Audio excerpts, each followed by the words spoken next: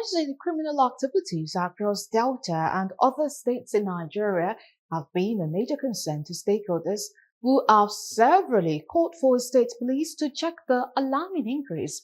Despite the efforts of Delta Police Command and Inspector General of Police Kayode Egbetoko in checking the menace, cases of armed robbery, kidnapping, and other criminal activities keep thriving on a daily basis.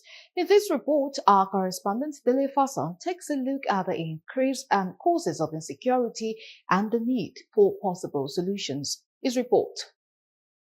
Statistics in the first and second quarter in 2025 by the Delta State Police Command shows that despite the increase in criminal-related activities, 211 suspects were arrested, 18 firearms were recovered, and over 350 rounds of ammunition were seized, along with 8.5 million naira in ransom money.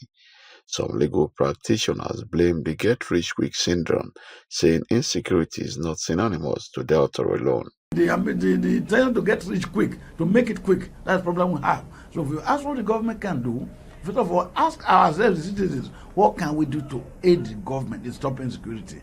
Okay, you come here and I know you don't have a job. You hang around my office every day. Nobody will tell me that there's somebody who has been spying in my office. No, they don't care. They only care after themselves.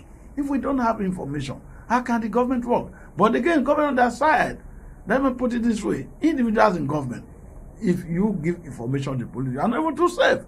Because the police will go and tell them you brought information, and then you'll be in danger. That's the problem we have. I think what the government should do. As a result of increase of insecurity all over Nigeria, and Delta is part of Nigeria, so Delta will witness that insecurity.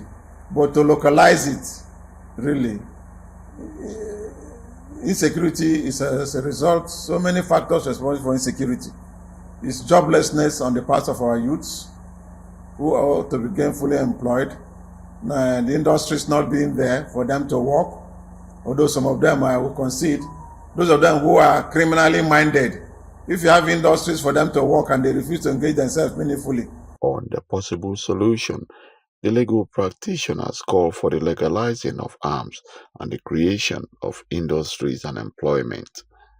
And let me tell you, the only solution to it is that everybody should be allowed to bear arms. So nobody can come and point gun at you and say, follow me, I'm kidnapping you. If everybody is armed, what makes you more powerful than me? You raise your gun and raise my gun. If everybody, including children, have been trained to use firearms, the old women in the house, old men are allowed to bear firearms, nobody will rob anybody, nobody will kidnap anybody. Whereas we may have the first early casualties of killing and shooting anyhow. With time, everybody get used to it, and then armed robbery will stop, kidnapping will stop, all this nonsense will stop. You need to create industries. You need the public power to work. Now that state governments can establish their own power system. Look at Ndokwa Nation. Ndokwa Nation has no light. So no light. So tell me, how will not be security there? If there's no light, how will industries work? How will people be engaged? It is public power is the fulcrum of economic activities. As the Yuletide season draws near, one would expect security agencies to ensure continuous proactive measures in taking the fight against criminals before they strike. From Delta State, Dele Fasan reporting for Galaxy TV News.